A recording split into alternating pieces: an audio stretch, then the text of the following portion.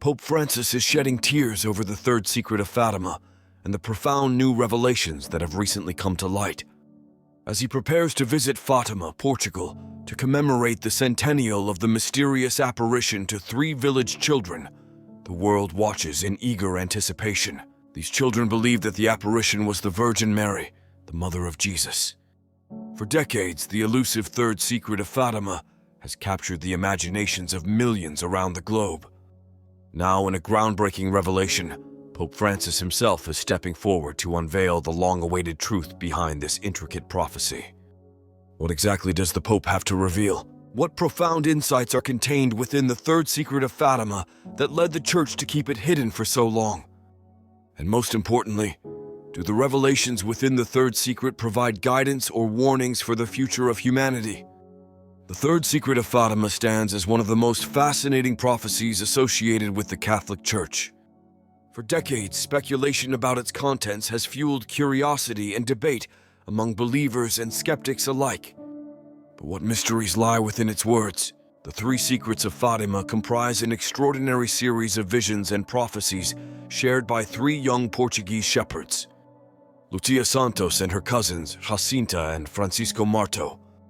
These children claim to have encountered the Virgin Mary on 6 different occasions between May and October of that year, an event known as the apparitions of Our Lady of Fatima. Initially, the revelations aimed to assist in the publication of a book by Jacinta, one of the young shepherds. This is where things start to get truly mysterious. The Third Secret of Fatima, shrouded in mystery, took years to come to light. However, Lucia hesitated, unsure if she had received a clear directive from God. Ultimately, under the bishop's insistence, she penned the secret in October 1943, sealing it in an envelope with explicit instructions not to open it until 1960, believing its meaning would be clearer by then. It wasn't until the year 2000 that Pope John Paul II finally disclosed the secret's contents to the world, despite some reservations about a full disclosure. The Vatican upholds the revelation's authenticity. So what do these secrets actually predict? According to Catholic interpretation, they address profound issues like hell, the tumultuous events of World War I, and the persecutions faced by Christians in the 20th century. When exploring the broader context of Marian apparitions, it's noteworthy that only a small fraction of the hundreds investigated by the Catholic Church have received official approval. Remarkably, 9 out of the 12 approved apparitions occurred between 1830 and 1933. The limited number of recognized events prompts us to reflect on their significance. Cultural anthropologists Victor and Edith Turner, who converted to Catholicism in 1958, viewed the rise of Marian apparition cults as a reaction of the lower middle class and the marginalized to the rapid transformations of post-war culture. Cults as a reaction of the lower middle class and the marginalized to the rapid transformations of post-war culture. Now let's delve into the life of Lucia Santos, one of the central figures of the Fatima revelations. Here is where things get truly intriguing. At 14, she was sent to the school of the Sisters of St. Dorothy in Vilar, near Porto. Later, she became a nun in a convent in Tui, just across the Spanish border. Surprisingly, throughout her life, Lucia continued to experience sporadic private visions. In the 1930s, the Bishop of Leiria urged Lucia, who had taken the religious name Sister Maria Lucia of Jesus and the Immaculate Heart, to write about her experiences. This effort aimed to uncover more details about her cousins and the apparitions they witnessed in 1917. Intriguingly, the concept of a secret confided to the children during the apparitions first emerged in July 1917. Lucia mentioned that the secret had both positive and negative consequences for various people.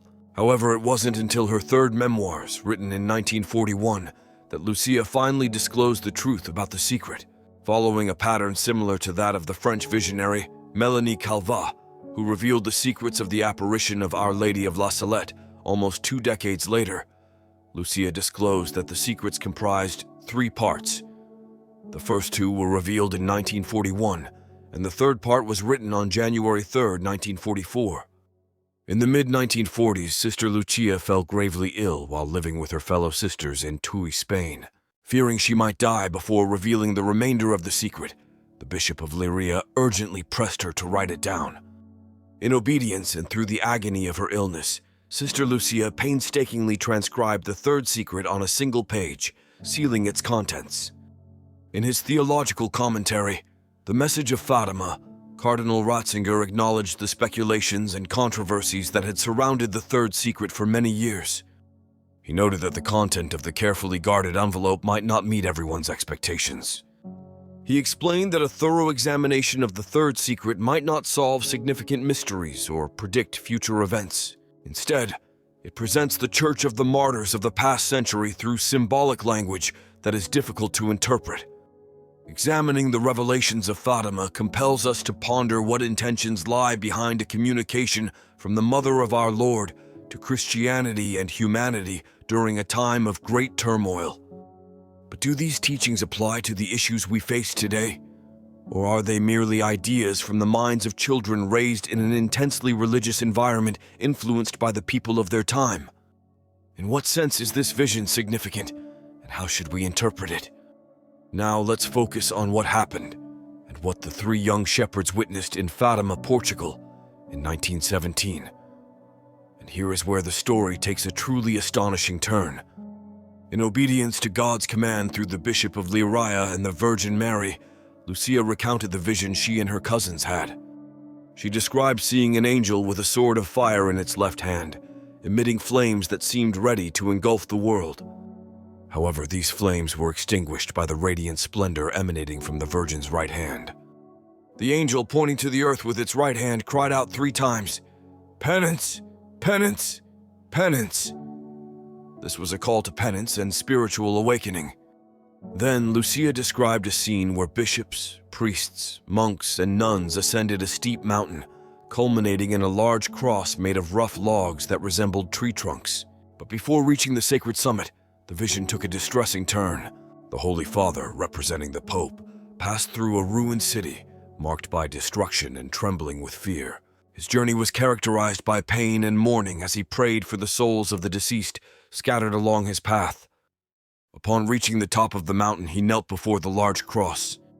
However, his solemn moment was abruptly interrupted by a group of soldiers who mercilessly attacked him, unleashing a rain of bullets and arrows. Tragically, the Pope was martyred, symbolizing a profound sacrifice for his faith. But the tragedy didn't end there. In a series of horrifying violence, bishops, priests, monks, nuns, and people from various social backgrounds suffered similar fates, becoming victims of the same brutal attack. But the tragedy didn't end there. In a series of horrifying violence, bishops, priests, monks, nuns, and people from various social backgrounds suffered similar fates, becoming victims of the same brutal attack. Beneath the arms of the cross, 2 angels, each with a crystal aspergillum, a vessel used for sprinkling holy water, collected the blood of the martyrs and sprinkled it upon the souls ascending to God, signifying purification and sanctification through sacrifice. This vision, though unsettling in its imagery, carries deep spiritual significance. It serves as a call to penance and conversion, urging humanity to turn away from sin and embrace a path of righteousness. The sword of fire symbolizes divine justice, while the radiant splendor of the Virgin represents divine mercy, offering hope amid imminent catastrophe. The call for penance underscores the urgency of spiritual renewal and conversion. The description of the Pope's martyrdom highlights the theme of sacrifice for the common good, a timeless message resonating within Christian tradition. Moreover, the depiction of widespread suffering and persecution speaks of the enduring struggle between good and evil, light and darkness, challenging believers to remain steadfast in their faith, even in adversity. Yet amidst this darkness, the angels gathering the martyr's blood offer a ray of hope and redemption. Their action symbolizes the sanctifying power of suffering and the triumph of faith over adversity. It urges us to heed the call to penance, embrace the cross, and persevere in faith even in the face of persecution. One can only imagine the profound impact these prophetic secrets must have had on the 3 young visionaries of Fatima. The words and visions received from God and the Blessed Mother were not confined to that moment but hold relevance for all of us today. Nearly 4 decades later, Sister Lucia shared her interpretation of the third secret in a letter to Pope John Paul II, revealing it to be symbolic. If the world had not followed the requests outlined in the secret, the errors of Russia would have spread, leading to wars, persecutions against the Church, and suffering for the Holy Father. However, if these requests had been heeded, Russia would have converted and peace would have prevailed. Finally, after years of anticipation, the full truth about the Third Secret of Fatima has been revealed. The Congregation for the Doctrine of the Faith emphasizes that Pope John Paul II's decision to make the secret public marks the end of a turbulent era characterized by human greed and the evil thirst for power. Yet it also marks a time rich in God's merciful love and the caring vigilance of the Mother of Jesus and the Church. The narrative of Fatima highlights two key elements shaping human history: God's actions as Lord of history and humanity's co-responsibility in shaping its own destiny through creative freedom. Our Lady, who honored Fatima with her apparitions, draws attention to these forgotten values, reminding us that the future of humanity lies in God's hands. She underscores that we are not mere passive observers, but active and responsible partners in building our common future. The third secret, kept hidden until 1960, marked a crucial moment in the history of the Church.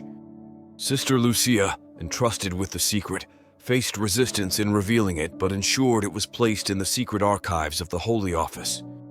The controversy surrounding its public revelation in 2000 cast doubt on its authenticity and sparked conspiracy theories. However, the Congregation for the Doctrine of the Faith confirmed the authenticity of the revealed text, and Sister Lucia affirmed that everything had been disclosed, dispelling notions of hidden revelations before her death in 2005. Sister Lucia ensured that Mary's words and messages were shared with the world at the right moment. The consecration of the world, including Russia, to the Immaculate Heart of Mary fulfilled the desires of the Blessed Mother, resolving much of the controversy surrounding the third secret and bringing clarity and significance to the historical revelations of Fatima. Let us know your thoughts down below in the comments section. And if you enjoyed this video, please give it a thumbs up and consider subscribing to the channel. We would greatly appreciate it.